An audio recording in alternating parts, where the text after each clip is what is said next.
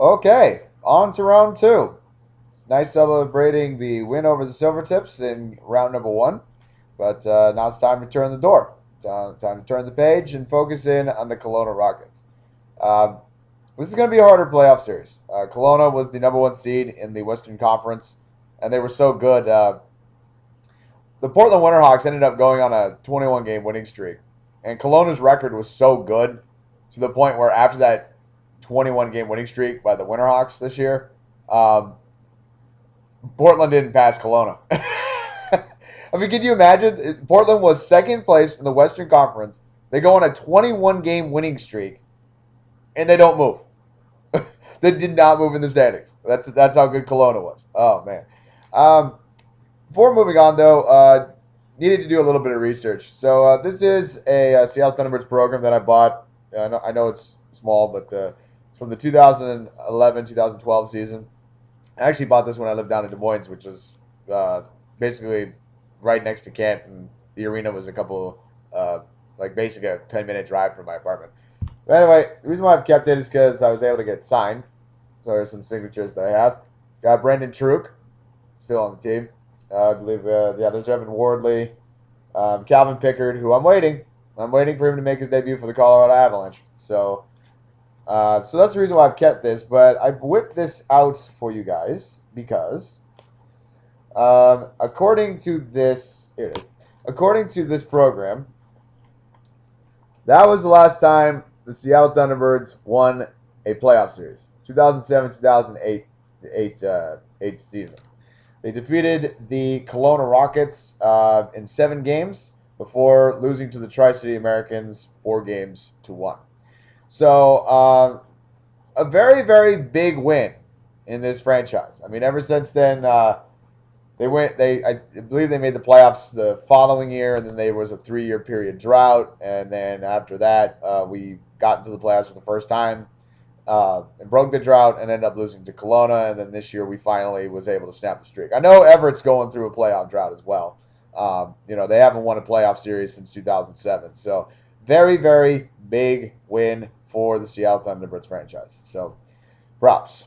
So all right, so like I said, it's a fun time to be a T-Birds fan. I mean, if we lose against Kelowna, heck, we beat the Silvertips in the first round of the playoffs series. So I mean, it's a fun time. I mean, there's no pressure on this team. There's absolutely no pressure on the Seattle Thunderbirds to win. There was last series, but now there's no pressure. There's no pressure at all. We finished in the middle of the conference. Anything can happen. We were competitive throughout the entire season. I know we did kind of hit a, kind of went down like this after we clinched the playoffs. But heck, we're in the second round, and man,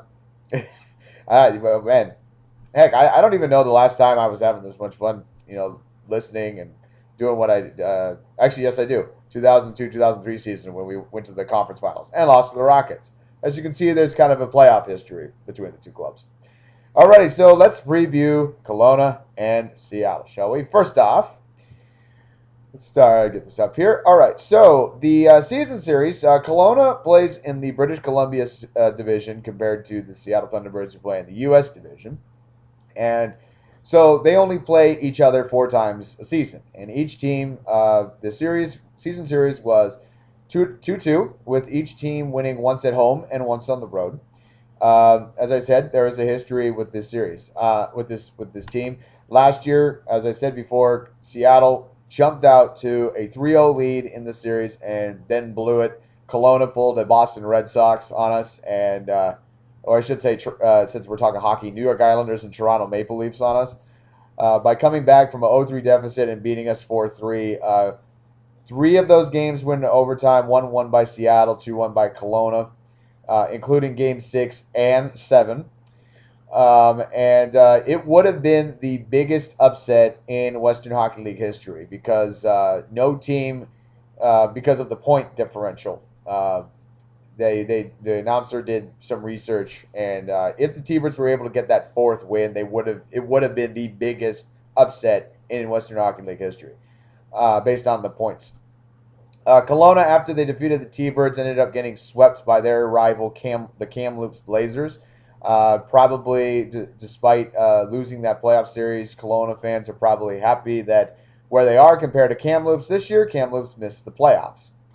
For the regular season, Kelowna was led by Miles Bell. He led the team with 42 goals. He had 35 assists, good enough for 77 points. And Damon Severson, 15 goals, led the team with assists, 46 assists, good enough for 61 points.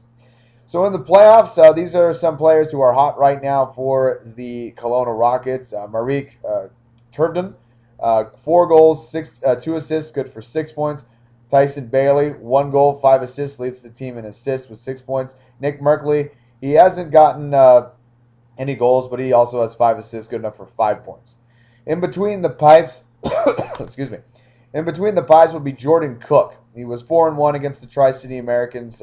Again, the Kelowna Rockets defeated Tri-City 4-1, and he has a save percentage of .935. For Seattle, coming into this playoff series, overall in the regular season, Robert Litzberg was their leading scorer with 33 goals, 19 assists, good enough for 52 points. And then Shades Theodore, our number 1 draft pick from the Anaheim Ducks, led the team in assists, 57 assists, 22 goals. He also was the point leader with 57 points. In the playoffs, Brandon Truk, provided he can continue to stay healthy, he leads the team with goals with 4, 1 assist, good enough for 5 points. And Robert Slitzberg, 1 goal and 4 assists for 5 points. Taran Kozin has a .927 saves percentage in the playoffs, and his record is also 4-1, although he has been pulled in one of those games. So, key to this series for the Thunderbirds. Number 1, in the series against Everett, I was able to go to 2 of the games, so I was able to see a good portion of the hockey and listen to a good portion of the hockey on the radio.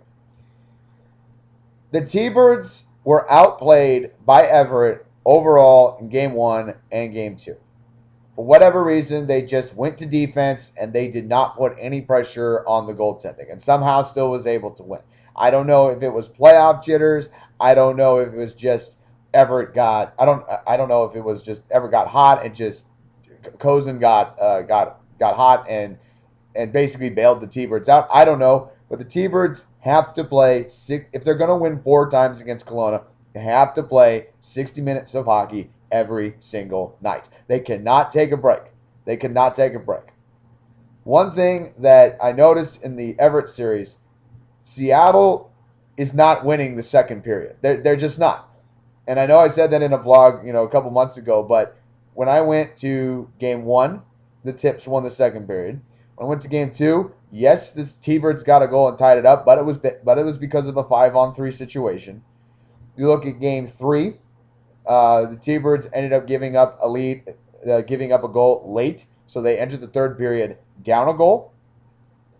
And the only solid second period that they played was in Game 5. I'm not counting Game 4 because Game 4 against Everett was an annihilation. So we need to play 60 minutes of hockey and not let up. Kelowna's got a lot of skaters that scored over 20 goals this year. So, this is a very, very high-scoring team. Leads to my next thing. Taran Kozin has to continue to play out of his mind. Granted, we cannot depend on Kozin to bail us out all the time, but if it had been for Kozin, Austin Lotz and the Silvertips are probably playing Game 6, at least Game 6, tomorrow night at Comcast Arena. Last but not least for the T-Birds. The T-Birds were the most penalized team in the league this year. And we saw throughout the series against Everett, sometimes they took really stupid penalties. There was one in Game 1. The Tips were on a power play, 5-on-4, and I forgot who it was. I think it was Russell Maxwell. I think it was. But, the guy just went out and took out a silver tip. Just completely, And it was like, yeah, that's a penalty. Everybody saw it. Everybody knew it was happening. So got to be more disciplined, okay? More discipline, 60 minutes of hockey. Don't let up in the second period. If the T-Birds can keep scoring, find good scoring chances, put pressure on a hook, we can be competitive in this series. Prediction, you know what? I'm not going to give a prediction. The reason why, because I was wrong. I thought my team was not going to be here at this point of the playoffs. They are, so I'm not going to give a prediction. I will say this though: it would kind of be nice to beat Kelowna after what they did to us last year. So, all right, that's what I have. Game 1 will be in Kelowna on Thursday night. I plan to at least listen to the game. Hopefully, nothing comes up, but it will be at 7 o'clock puck drop in Kelowna, BC, at Prospera Place. So, thanks very much for watching. Go Tips, and excuse me. Wow, go Birds. Canucks probably laughing at me. That slipped. All right, anyway, go Thunderbirds. And after this, I got a small break from Seattle Thunderbirds hockey, but I will recap the game on Thursday night. So let's try this again. Go T-Birds.